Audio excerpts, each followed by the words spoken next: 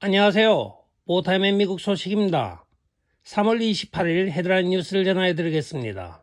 제가 허리를 다쳐서 당분간은 목소리 위주의 뉴스 진행이 되겠습니다. 많은 양해 부탁드리겠습니다. 보타임의 러시아가 우크라이나를 침공하기 바로 직전에 자기들이 소유하고 있던 미국 내에 우레늄 원 아메리카라고 하는 회사의 지분을 전부 미국 국내 회사로 팔아넘긴 것으로 나타나고 있습니다. 이 우레늄 원은 바로 오바마 2기 시절 미국의 우라늄을 사갔던 러시아 회사의 이름입니다. 그들이 미국의 우레늄 원 아메리카를 설립하였다가 그 회사를 상장하고 그 상장된 미국 회사 소속의 모든 주식을 미국에 있는 다른 회사에 오늘 팔아넘긴 것으로 나타나고 있습니다. 이 사건은 힐러리 클린턴이 국무장관으로 재직하고 있을 때 미국의 우라늄 재고의 20%를 러시아에 팔아넘긴 사건입니다. 이것이 바로 진짜 러시아 스캔들 중에 스캔들인 것입니다. 한편 우레늄 원 러시아는 거기에 대한 보답으로 클린턴 재단에 도네이션을 하기도 하였습니다. 이것은 뇌물과 또는 부정부패가 연루됐던 가장 큰 사건 중에 하나인데 아직까지 실체가 밝혀지지 않고 있는 사건 중에 하나입니다. 그러나 오늘 밝혀진 바에 의하면 The Uranium One이라고 하는 회사는 미국에 있는 The American Company Uranium Energy Corporation에 다 팔아넘긴 것으로 나타나고 있습니다. 그 시기는 러시아가 우크라이나 침공을 계획하기 바로 직전인 지난해 11월 말경으로 나타나고 있습니다. 이것은 러시아가 사전에 우크라이나를 침공할 준비를 사전에 하고 있었는데 미국 CIA가 알고 있으면서도 대중에게 감춰왔던 것입니다. 지금 대부분의 러시아 가두체제 인사들에 대한 해외 재산 압류를 하였습니다. 그러나 그것은 대부분 과두체제 러시아와 우크라이나 부자들에 대한 자산 동결에 불과한 것입니다. 그들은 결코 푸틴과 친한 사람은 별로 없습니다. 러시아 과두체제 인사들의 재산만 대부분 압류를 당하고 그들은 러시아와 미국으로부터의 압류를 피하기 위하여 지금 중립국이나 아니면 자기들 요트를 이용하여 공해상에 체제하고 있는 것으로 나타나고 있습니다. 다음 소식입니다. 블라디미르 젤렌스키 우크라이나 대통령은 일요일 날 여러 러시아 언론과의 인터뷰를 가졌습니다. 그 인터뷰에서 젤렌스키는 우크라이나가 러시아와의 평화협정의 일환으로 중립국 지위를 채택한 것을 논의할 준비가 되어 있다고 인정을 하고 있습니다. 또한 우크라이나는 비핵 상태를 보장해줄 용의가 있다고 말을 하고 있습니다. 이 인터뷰에서는 젤렌스키가 러시아를 사용하는 뉴스 매체에서 과거에 했던 것처럼 러시아어로 이야기를 하고 있습니다. 다음 소식입니다. 젤렌스키 우크라이나 대통령이 서방 국가들에게 탱크와 제트기 그리고 탄약 공급을 요구하고 나서고 있습니다. 그러나 이 젤렌스키 대통령은 불과 몇 년 전에 발생하였던 조지아 사건을 잊었나 봅니다. 지금 우크라이나가 가고 있는 길은 바로 정확하게 조지아가 가고 있던 길을 그대로 답습하고 있습니다. 서방과 나토가 부추겨서 러시아의 적대적 관계를 가졌다가 그루지아가 완전 점령을 당하여 지금 러시아 관할권에 들어간 것을 잊었나 봅니다. 물론 우크라이나가 그루지아보다는 훨씬 큰 나라이기도 하지만은 러시아와는 절대적으로 적수가 될 수가 없는 것입니다. 핵을 가지고 있는 나라에 딱총을 가지고 덤볐다는 자체가 잘못된 것이죠. 국가의 지도자로 인하여 애꿎은 국민들만 지금 고통을 받고 있습니다. 돈 가진 자, 기득권자들은 다 해외로 탈출하고 또는 비난 행렬에 나섰습니다. 그러나 힘없고 어리고 노약자들만 지금 남아서 고통을 받고 있는 나라의 현실을 잊었나 봅니다. 이제 젤렌스키 대통령도 하루빨리 글로벌리스트들의 코미디언 역할을 그만하고 국민을 보살펴야 될 것입니다. 다음 소식입니다.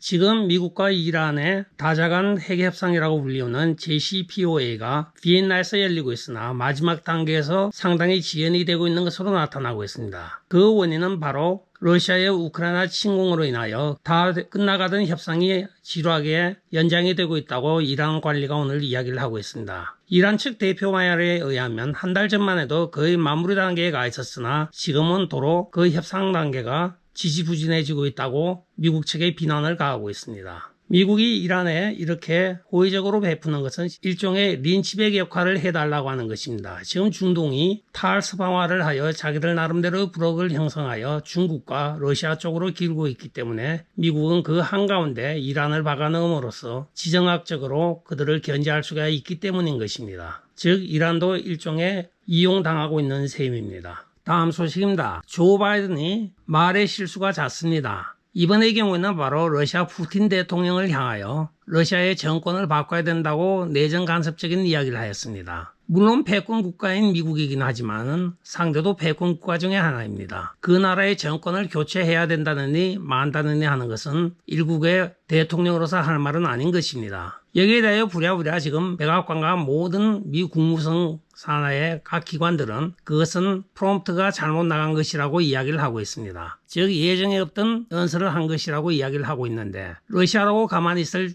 정도가 아니죠. 대뜸 러시아에서 반박 성명이 나오고 있습니다. 한마디로 미국의 입장에서는 블라디미르 푸틴이 최인브룩 선거에 의하여 당선되었다고 갈아치우라는 것이고 러시아 입장에서는 조 바이든을 향하여 부산 선거로 인하여 당선되었으니까 갈아치우라고 맞대응의 언론 플레이를 하고 있습니다. 한편 조 바이든에 대하여 프랑스 마크론 대통령도 나라면 그런 이야기를 하지 않았을 것입니다 하고 간접적으로 비난을 하고 있습니다. 그것이 마크론 한 사람만은 아니죠. 전 세계 모든 지도층에 있는 사람들은 다 바이든을 속으로 욕하고 있을 것입니다. 다음 소식입니다. 미국의 보수적인 목소리를 내는 재단들이 많이 없어지고 있는 것으로 판명이 되고 있습니다. 터크 칼슨 쇼의 발표에 의하면 그가 재직하였던 헬리티지 재단이 최근에 와서 수년간에 빅테크로부터 자금 수혜를 받다 보니 지금은 보수 언론으로서의 본질을 잊어버리고 있다고 이야기를 하였습니다. 여기에 대해 헬리티지 재단은 우리는 어떤 특정 성향의 소리를 대변하는 곳이 아닙니다 하고 반박을 하고 있으나 대부분의 사람들은 헬리티지 재단이 바로 보수 언론의 가장 핵심이라고